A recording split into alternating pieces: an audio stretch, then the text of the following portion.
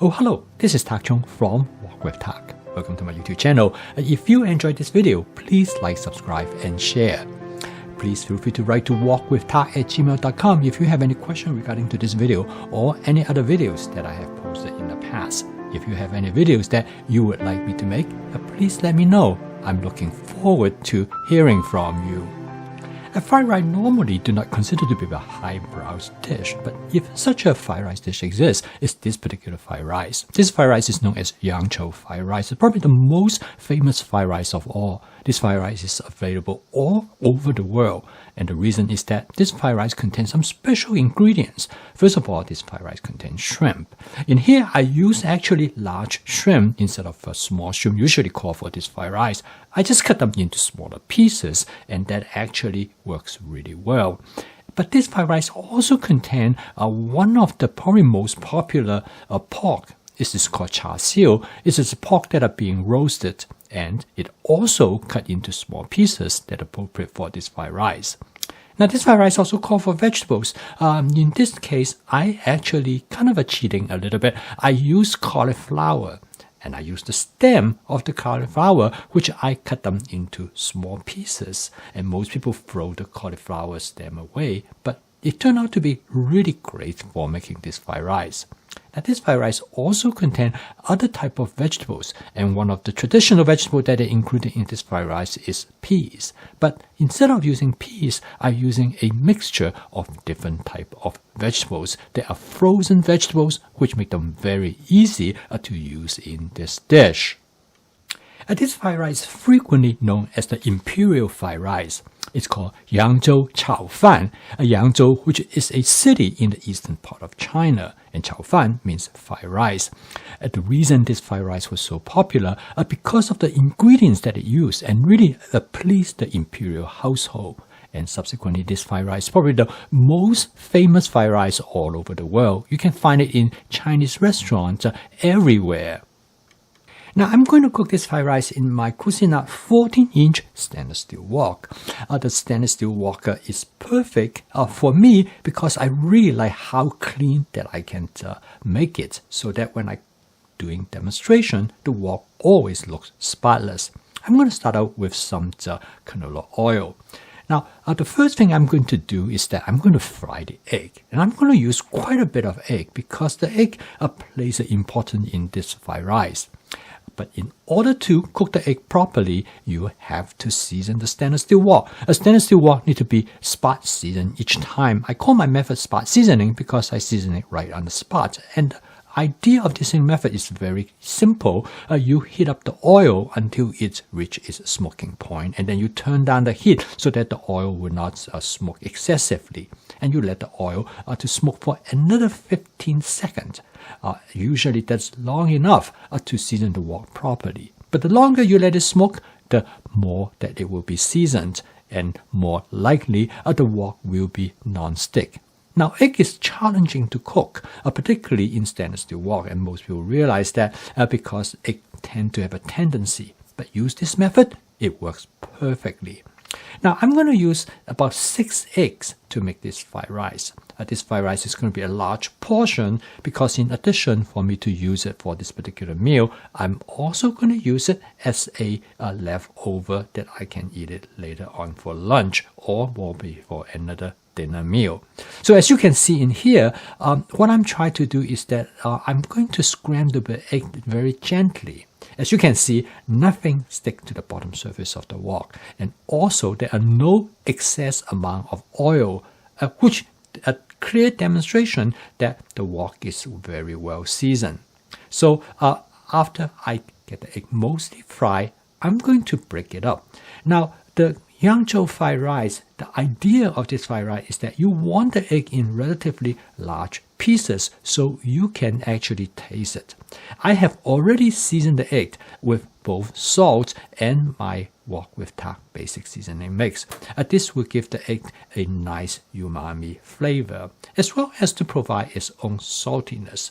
This egg has to stand out in the fried rice in order to make the fried rice to achieve this original goal. But of course, you can manage, make changes to it as how you would like it. Okay, I'm going to set the egg aside. And next is I'm going to fry the rice.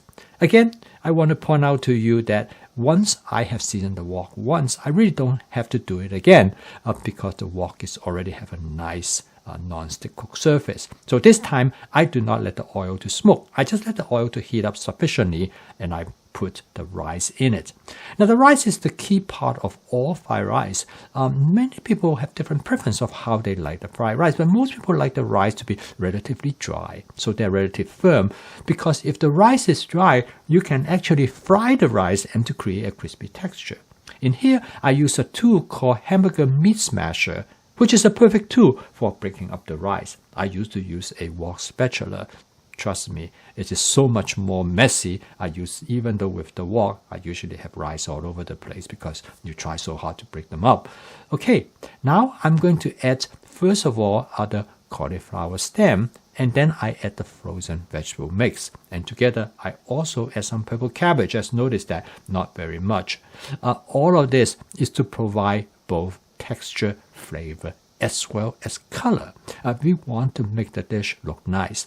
I want to point out is that the cauliflower stem take a little bit of time to cook, as you would imagine. However, by cutting them into smaller pieces, it really accelerates their cooking process. And the smaller you chop it, the faster they cook. In many ways, you can imagine the cauliflower stem. It's kind of like the cauliflower rice that you buy. And except in this case, you make it yourself. And in the case of the frozen vegetable mix, I do not thaw them in advance. I actually put them directly into the wok from the freezer. And this actually will allow me to thaw them out slowly and will maintain their texture better. And then, of course, I throw in some purple cabbage, which I happen to have in my advanced prepping. And in this case, all I need to do is to cut them up into small pieces. Now at this point, I decided I'm going to add a little bit oil. This is where your temperature control is very important. I turn the temperature setting of my stove. I have a glass top electric stove, which takes a little bit used to in adjust the heat. It does not work as well as a gas stove, which you have much more instant ability to control the heat capacity. But anyway, once you get used to it, they all work beautifully. They all can stir fry extremely well. So the next part is that I'm ready to add the shrimp. Now, the shrimp I use is what is known as a Argentina wild-caught red shrimp. The shrimp actually red in color. And so what you see here is not because the shrimp has been cooked. And this actually is a very distinctive flavor to this shrimp. So after I thaw them out, as I showed earlier, I cut them into small pieces.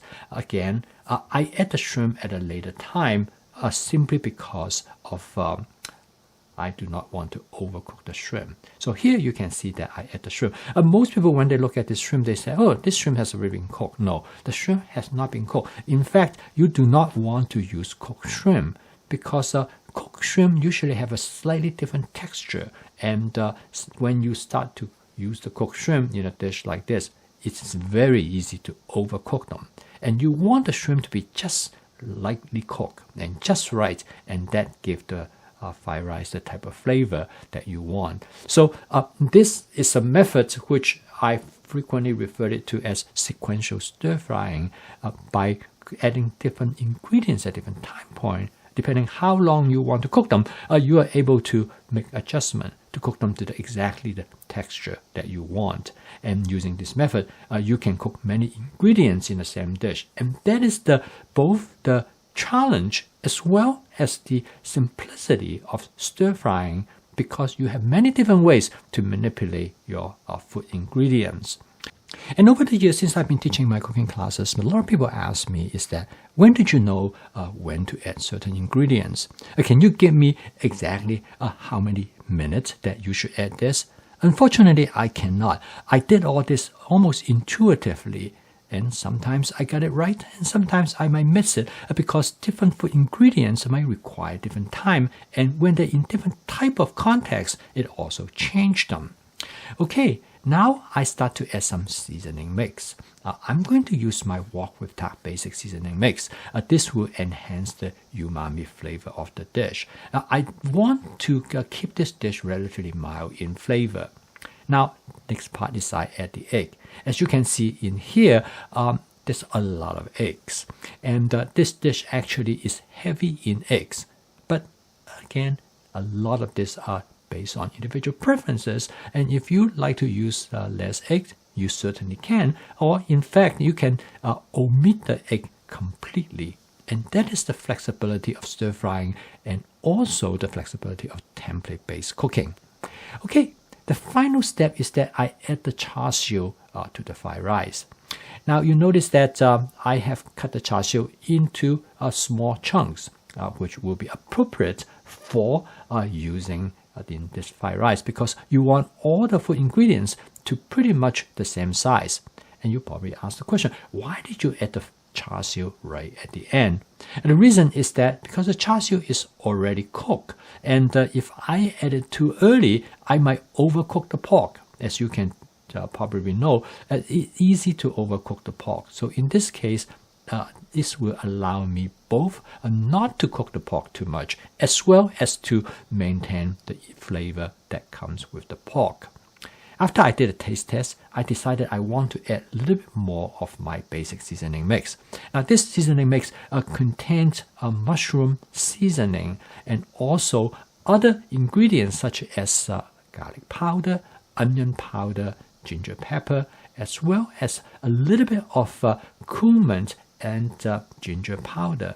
None of this, you actually will taste it, but because of this, it enhances the flavor profile of this seasoning mix. It makes the fried rice taste much better. If you have not tried this basic seasoning mix, you should give it a try, and you can get it on Amazon. And it can be used in almost any type of dishes, and that's why the name basic. It really intends to enhance the umami flavor of any food ingredients. And the end result is that you will not overwhelm the flavor of the food ingredients, but you enhance it after you eat it. It gives you a much better aftertaste. And it's truly a seasoning mix that can enhance almost any type of food ingredient, whether it's meat, vegetables, and many people who have tried it really enjoyed it. And for this fried rice, as you notice that I season it other than the basic seasoning mix is salt, which I add the salt to the egg before I fry the egg. The consequence is that you create a dish that are really delicate in flavor, and I find that the most pleasurable in any type of dishes is to enjoy the delicate flavor of the fresh ingredients. And when you do that, it will help you definitely when you taste fast and ultra-processed food, you will find their taste to be really tasteless.